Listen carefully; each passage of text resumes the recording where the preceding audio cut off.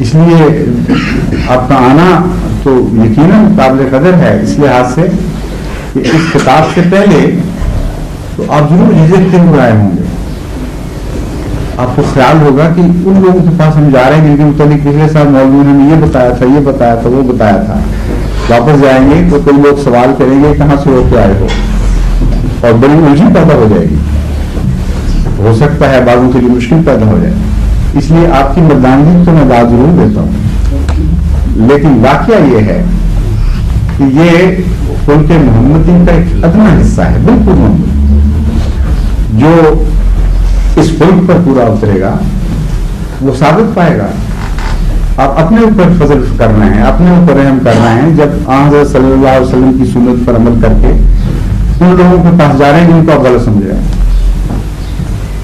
اس لیے قطعاً کسی اور کی خوف کی ضرورت نہیں.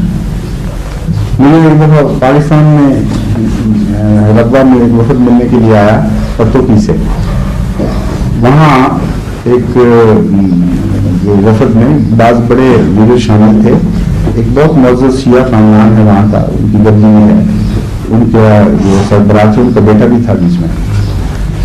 وہی کہ جب اس نے باتیں کچھ پوچھی رقبہ دیکھا اس کی تو بالکل آنکھیں کھلی، اس نے کہا تو بالکل اور سنتے آئے تھے.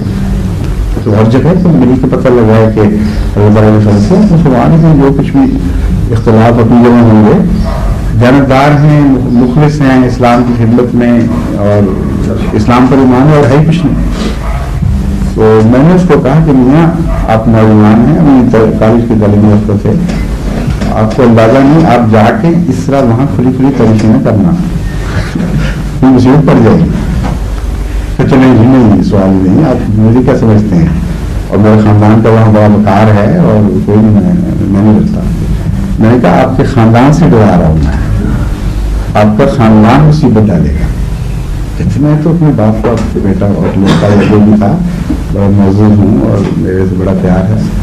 خیر چلے گئے، اور جانے کے کچھ دن کے بعد اخباروں میں چھپ گیا کہ جو لوگ پتوکی کے رقبہ گئے تھے ان سب کے نکاح ٹوٹ چکی ہیں. اگر اب وہ اپنی بیویوں سے ملیں گے تو وہ خالص زنا ہوگا، اولاد ولد الحرام ہوگی، اور اب ہر قسم کے تعلق ناجائز ہیں. اگر وہ رکھیں گے تو بیوی پردے کریں گے. اور ان کے متعلق پتہ لگا ان کو باپ نے گھر سے نکال دیا، ترنت میں ناک کٹوا دی ہماری، اور ساری برادری پیچھے پڑ گئی. تو یہ واقعات ہیں، یہ کوئی فرضی باتیں نہیں ہیں. اس لیے میں نے جو آپ سے گزارش کی تھی کہ میں ممنون ہوں، میرا مطلب یہ کہ میرے پس منظر میں یہ باتیں موجود ہیں. آج جو بھی ہم سے ملنے آتا ہے اور کسی تکلیف اٹھا کر یہاں پہنچتا ہے اس میں یقیناً سعادت ہے، شرافت ہے، مردانگی ہے، ہمت ہے. کیونکہ ایک غلط روایات کے پردے کو چاک کر کے آتا ہے. اللہ تعالیٰ آپ کو بہترین جزا دے. باقی سوالات تو آپ نے تفصیلی کچھ کیے ہوں گے، کچھ اور بھی آپ کرنا چاہیں تو کر سکتے ہیں.